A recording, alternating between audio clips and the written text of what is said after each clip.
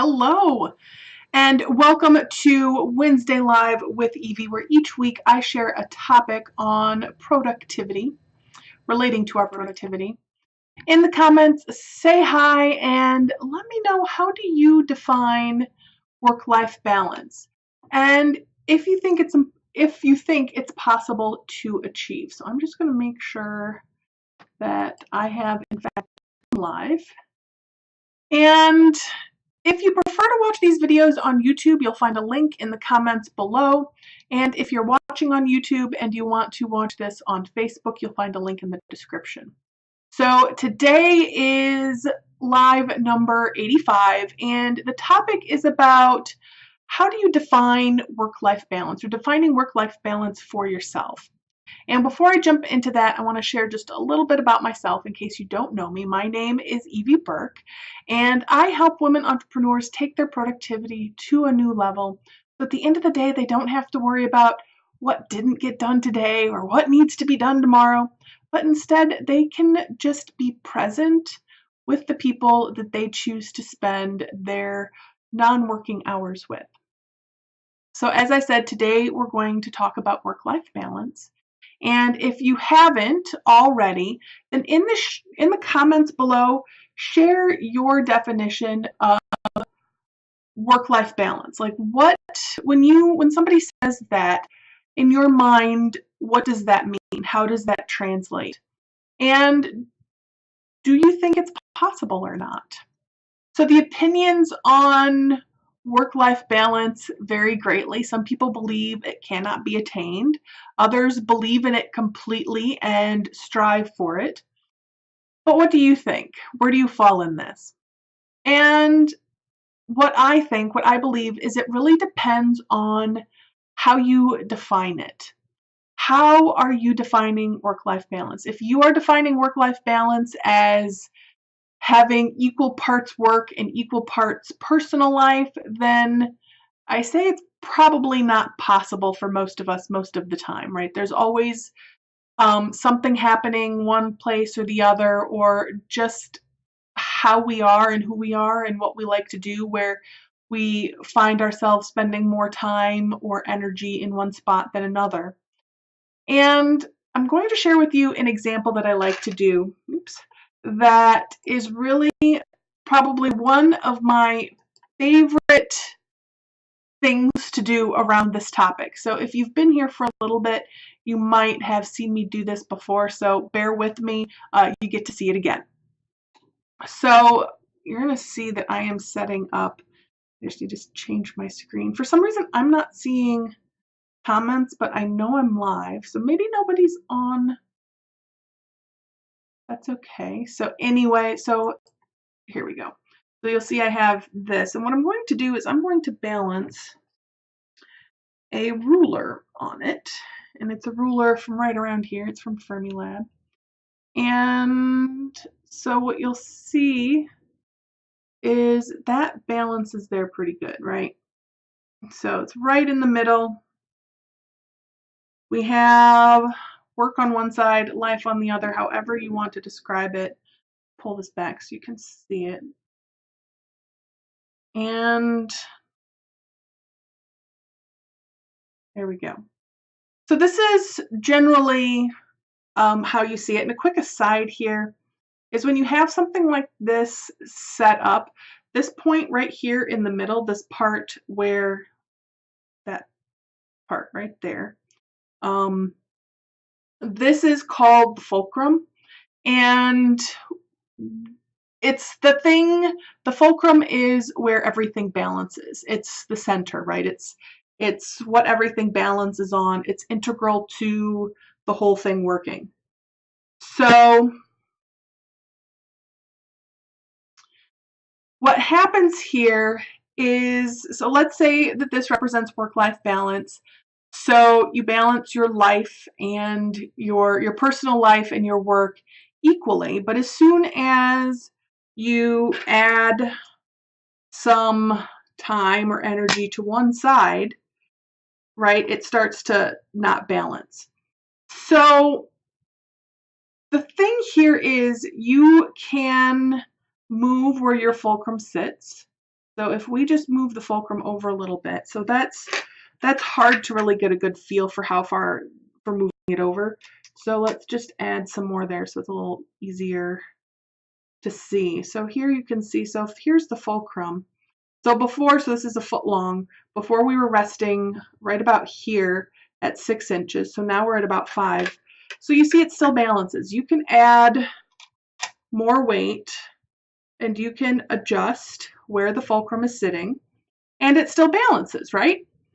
So physics, I think it's physics. My husband would tell me if I'm sharing the wrong word for that, but when you change where the fulcrum is sitting, when you change what things are balancing on, it works. So if you take this back to our work-life balance, then if you change your expectations, if you change your definition of what you expect work-life balance, your work and your personal life balance to look like, then it will work. And then you don't feel as stressed out because, oh, I should be, working 9 to 5 in my business and spending the rest of the time with my family, and I'm not doing that. Well, maybe you're someone that doesn't work like that. So adjust your expectations, figure out what works for you, what you want it to be, and, make it be like that, because you can always change those expectations. You can always change what your definition is and what it looks like for you. So there's also, seasons in our life, right? So there's some seasons where we're spending more time in our business because that's the season we're in. That's what's going on right now. And then there's other seasons where we're spending more time and energy in our personal lives because you have young kids and you don't have childcare, or something's going on with your parents or grandparents that you need to make yourself available for. Whatever that is, you adjust your expectations so that you're not feeling like you're behind or things aren't getting done, or you wish you could be spending more quality time with, whoever you want to be spending quality time with. You adjust your expectations to match what's happening in your life, the reality of what's going on, and then you don't feel so overwhelmed.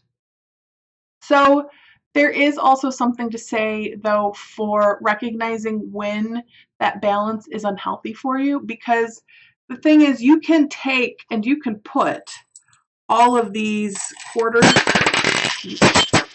well, now I'm dropping things, but you can take and put all of these quarters on one side and, it balances, but that's not necessarily healthy either. So, oh, Sally, that's okay. Sally just said she missed the notification. That's all right. You can go back and watch what you missed. So anyway, this isn't healthy. So you also want to know, how do you want it to look?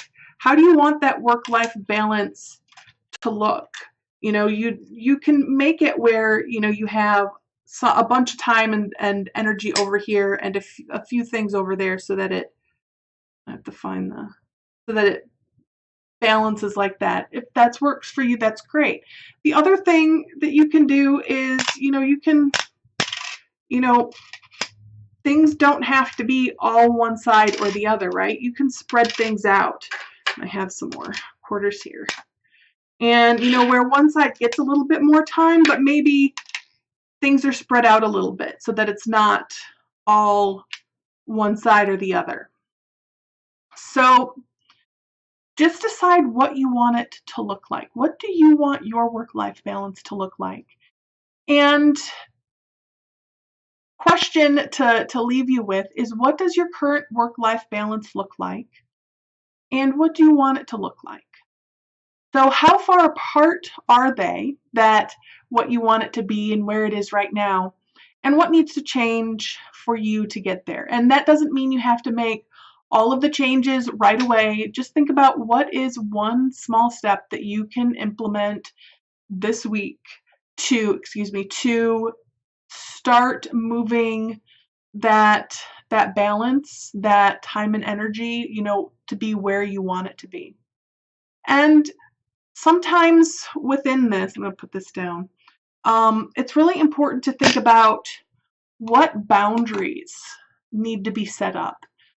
So what boundaries need to be put up around your business, around your personal time, where you are respecting what you want your life to look like? So that might be, saying you're going to be out of the office, at 3 o'clock because that's when the kids get off the bus. And that doesn't apply to everybody, but maybe that's what it looks like.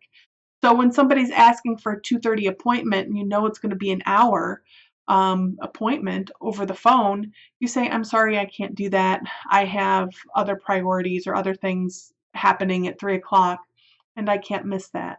Or, just sharing with them, hey, I need to be home because my kids get off the bus at 3 and I like to be home for them. So these other days work instead, right? I had somebody that I was trying to set up a one-on-one with, and I have specific days and times where I like to set up one-on-ones. And she reached out and she says, you know what, those times just don't work for me. How about this time on this day? And you know what? It worked with my schedule and it wasn't eating into anything else. So I said yes. So sometimes just ask for what you need because you don't know if it's possible sometimes until you ask. So let me know in the comments how you define work-life balance if you haven't already, and what you want it to be for yourself. And then lastly, if you haven't liked my Facebook page, One Insight Closer, head over there and like that. You should be able to get there just by clicking on the link from this video. And if you prefer to watch the videos on YouTube later, I will include, if you're watching the replay, it's already there. You'll find a link for that in the comments below. And if you're watching this on YouTube and you want to see this on Facebook, I'll include the link for that in the description. So that is all for this week's Wednesday Live with Evie. Until next week, much love. Bye, everybody.